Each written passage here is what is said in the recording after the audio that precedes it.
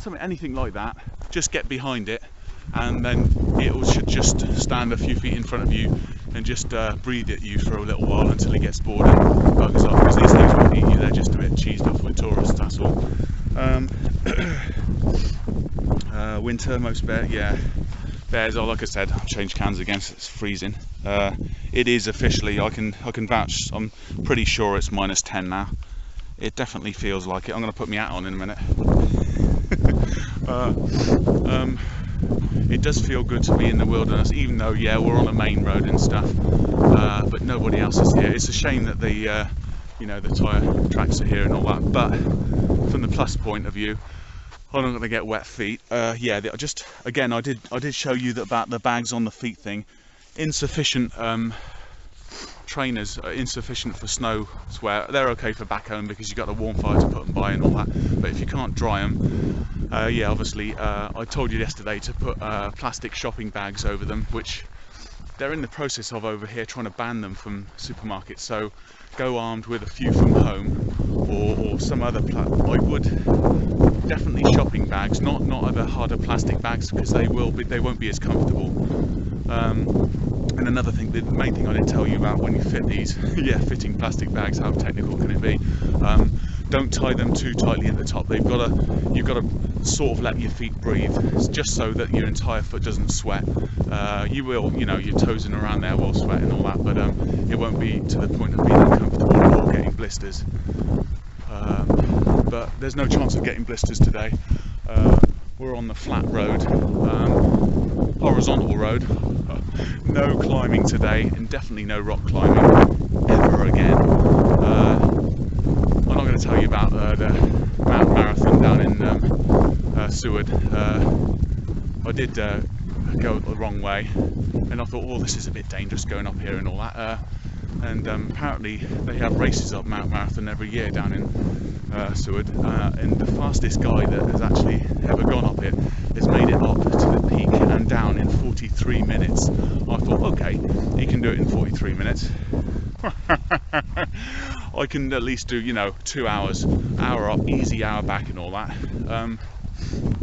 Weather conditions looked okay at the time. They got more windy as I neared the top, obviously, because it's a mountain. But cut a long story short, yeah, I came. It took me twice as long to go down the mountain because it was literally like that. Obviously, I told you before, safest way to go down a big slope like that, especially a gravel one, even with sharp gravels. Yeah, I'm not going to show you the back of my summer trousers, and again, yeah, those are insufficient for this time of year, but this is okay because this is a day hike we're going on. You notice that I've just got my my day pack with me. Obviously, at least 1.5 litres of water you need to take with you. I've also got a small flask of warm coffee. Because of I'm still a bit angsty about the whole bear thing. I'm not going to snack on the trail unless I feel really cold. I bought some sweets and some trail mix with me to boost my sugar levels. Sweets are more important, but also obviously I'll put more sugar in the coffee. That's well important because that'll get in your system a lot quicker. What the hell was I talking about? Something to do with the wilderness. Yeah, I've got my notes again today. None of this is rehearsed or anything. I just wanted to get across to you some like pointers and stuff, just in case for when you do this trail or some similar trails in similar conditions or whatnot. I was going to talk about your camping site, and change hands again.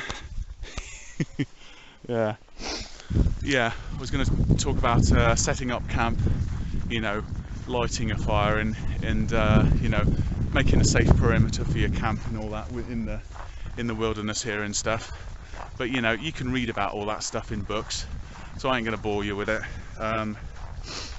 Just do take care if you are in the middle of nowhere. Obviously the most thing is obviously hoist your, or keep your food separate, at least 100 meters away from where you're sleeping. And if there isn't a metal bear container, a bear box around, do hang it up. I think it's 10 feet away from the trunk, and at least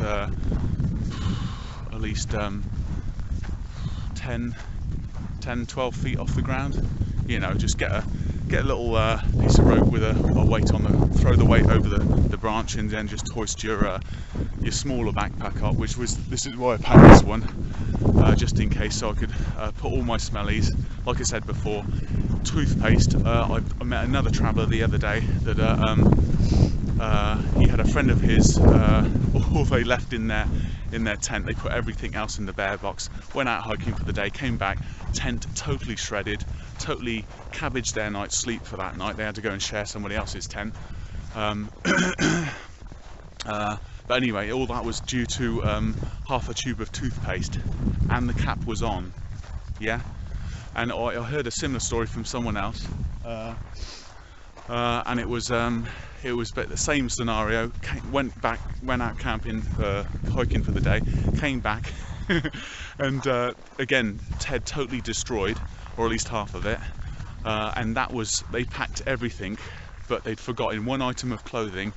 They had one wrapper, I think it was a cereal bar wrapper, not even a smelly chocolate bar, but a cereal bar, and it smelt that. So yeah, when you're cooking, if you are in the middle of nowhere on your own, and it's not in freezing conditions like this, don't take the chance like I have, and change your clothes before you go to bed, and maybe leave those clothes in that pack with the if you can, or at least the outer the outer clothes that smell of your cooking food and stuff. Because I think that was why, as I put everything that one night, or the second night, the second camp, sheep camp in on the Chilkoot Trail, I'm pretty sure that's why the bear was physically scratching around the actual the hut that I was in that night, because he could smell the food on me, not because he could smell me, because obviously, you know, he's not going to really be that interested in me. It's been a few days since the shower, that's all I can say. I can actually see greenery coming through the snow up ahead here. Hang on a second. On the wildlife front, we've seen very little in the last few days. Saying that, I did see a woodpecker this morning, black and white, lovely little thing. Obviously couldn't get it on camera. He wasn't playing ball on that, you know. Okay, what else have I going to say? I don't know if you heard that, but there's a bird in the tree somewhere.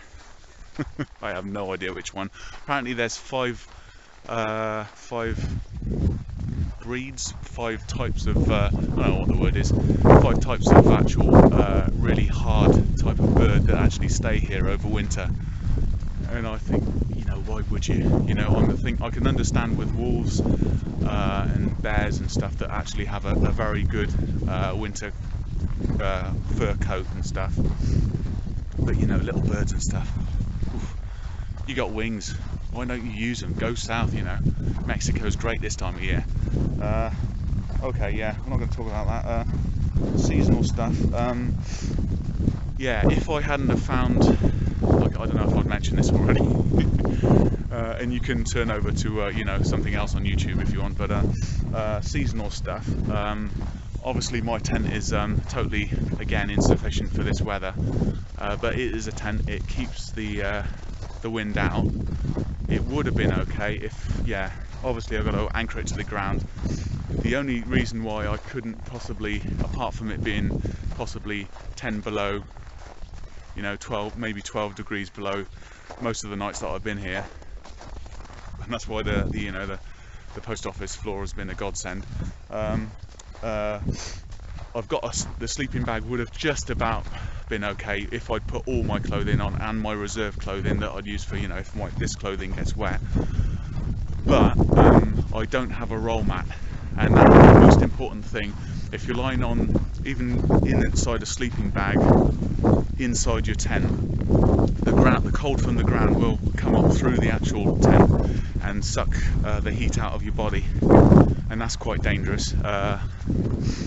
So you really want to have an actual roll mat, either one of those awkward foam things, or you can get these like sponge filled ones that are sort of semi-inflatable. I've tried one of those. They're really good, and they pack down pretty well. But the most comfortable one was actually was this foam one that looked like like a micro egg carton thing. It was yellow. I don't know the make of it and all that, but that was really comfortable. But it concertinaed down into, you know, something that would take up too much space really to be practical, unless you had it in the boot of your car, and that would be the best way to do this park actually, if you were allowed in here on this road with a car, and you could, you know, go to the campsites, drop your car off there, and then do day hikes from there. That would be an amazing way to do this park.